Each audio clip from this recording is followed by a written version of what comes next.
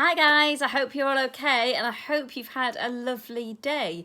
Gabriel, I'm looking forward to hearing about your adventure, and Macaulay's, I'm looking forward to hearing about your lunch with Grandma. I've had a lovely day because I finally finished school for the summer. So I'm very happy about that. And it's super hot here in London. So to celebrate finishing school, I'm having a nice cold beer, which is keeping me cool as well. So guys, we've just listened to chapter 3 and 4, where we heard all about how Abilene and her family were going to travel to London on the Queen Elizabeth, the ship. And we also heard that very curious story from Pellegrina about the princess who swallowed the ring.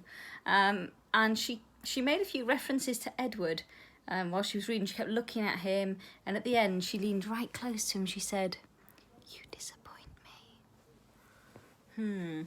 Interesting. So, I told you there was an adventure. Here we go. The house on Egypt Street became frantic with activity as the Tulane family prepared for their voyage to England.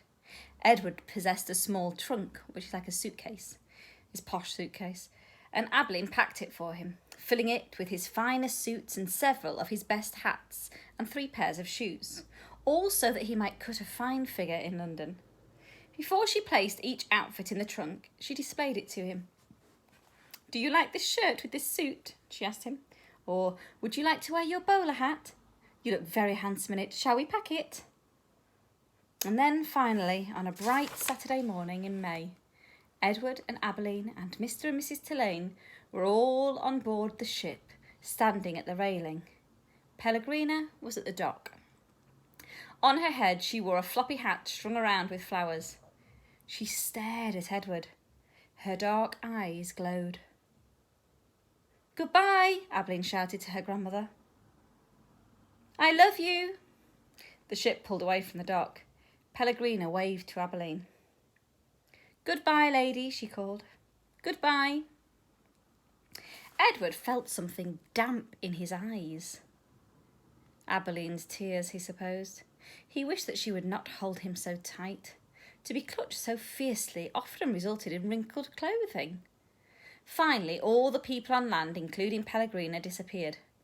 Edward, for one, was relieved to see the last of her. As was to be expected, Edward Tulane exacted much attention on board the ship. "What a singular rabbit," said an elderly lady with 3 strings of pearls wrapped around her neck. She bent down to look more closely at Edward. "Thank you," said Abilene. Several little girls on board the ship gave Edward deep glances full of longing, and Abilene asked they asked Abilene if they might hold him. "No," said Abilene. "I'm afraid that he's not the kind of rabbit that likes to be held by strangers." 2 young boys, brothers named Martin and Amos, took a particular interest in Edward. "What does he do?" Martin asked Abilene on their second day at sea. He pointed at Edward, who was sitting on a deck chair with his long legs stretched in front of him. "He doesn't do anything," said Abilene. "Does he wind up somewhere?" asked Amos. "No," said Abilene, "he does not wind up." "What's the point of him then?" said Martin. "The point is that he is Edward," said Abilene. "That's not much of a point," said Amos. "It's not," agreed Martin. And then, after a long thoughtful pause, he said, "I wouldn't let anybody dress me like that." "Me neither," said Amos. "Do his clothes come off?" asked Martin. "Of course they do," said Abilene. "He has many different outfits, and he has his own pyjamas too. They're made of silk." Edward, as usual, was disregarding the conversation. He wasn't listening. A breeze was blowing in off the sea, and the silk scarf wrapped around his neck billowed out behind him. On his head he wore a straw boater. The rabbit was thinking that he must look quite dashing. It came as a total surprise to him when he was grabbed off the deck chair, and first his scarf and then his jacket and trousers were ripped from his body. Edward saw his pocket watch hit the deck of the ship and roll merrily towards Abilene's feet. "Look at him," said Martin. "He's even got underwear." And he held Edward aloft so that Amos could see. "Take it off," shouted Amos. "No!" screamed Abilene. Martin removed Edward's underwear. Edward was paying attention now. He was mortified. He was completely naked except for the hat on his head, and the other passengers were looking at him, directing curious and embarrassed glances his way. "Give him to me," screamed Abilene. "He's mine." "No," said Amos to Martin. "Give him to me." He clapped his hands together and then held them up, a bit like this. "Throw him," he said. "Please," cried Abilene. "Don't. He's made of china. He'll break." Martin threw Edward. And Edward sailed naked through the air. Only a moment ago, the rabbit had thought that being naked in front of a shipload of strangers was the worst thing that could happen to him. But he was wrong. It was much worse being tossed in the same naked state from the hands of one grubby laughing boy to another. Amos caught Edward and held him up, displaying him triumphantly. "Throw him back," called Martin. Amos raised his arms. But just as he was getting ready to throw Edward, Abilene tackled him, shoving her head into his stomach and upsetting the boy's aim. So it was that Edward did not go flying back to Martin in his dirty hands.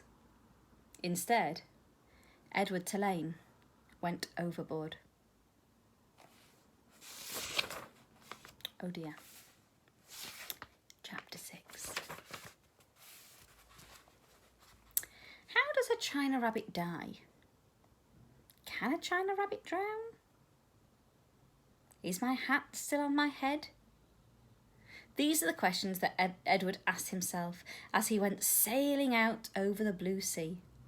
The sun was high in the sky, and from what seemed to be a very, very long way away, Edward heard Abilene call his name. "Edward!" she shouted. "Come back!" Come back? Of all the ridiculous things to shout, thought Edward. As he tumbled, ears over tail through the air, he managed to catch one last glimpse of Abilene. She was standing on the deck of the ship, holding on to the railing with one hand. In her other hand was a lamp. No, it was a ball of fire. No, Edward realised. It was his gold pocket watch that Abilene had held in her hand. She was holding it high and it was reflecting the light of the sun. "My pocket watch," he thought. "I need that." And then Abilene disappeared from view, and the rabbit hit the water with such tremendous force that his hat blew off his head. That answers that question, thought Edward, as he watched the hat dance away on the wind. And then he began to sink. He sank and sank and sank and sank. He kept his eyes open the whole time, not because he was brave, but because he had no choice. His eyes were painted on, and the blue water turning to green and then to blue again. They watched as it finally became black as night. So if you go down, really deep down in the sea, the sun can't reach that far down, and so eventually, a long, long way down, it's pitch black at the bottom of the ocean. That's where Edward is heading. Edward went down and down. He said to himself, "If I am going to drown, certainly I would have done so by now."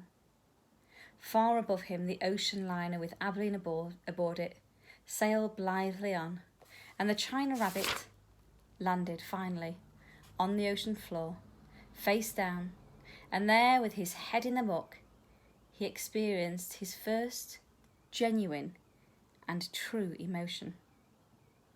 Edward Tulane was afraid. There's a picture of Edward falling down into the ocean, into the deep, deep, deep, deep ocean, where he sits at the bottom of it. And he feels one feeling. He's afraid. So my question for you today is this. What do you think Edward is afraid of? What thoughts might be going through his head now as he lies at the bottom of the ocean? No clothes on, no nice hat, no gold pocket watch, no Abilene, no looking at the stars at night. What do you think he's thinking? And why do you think he feels afraid? What's he afraid of?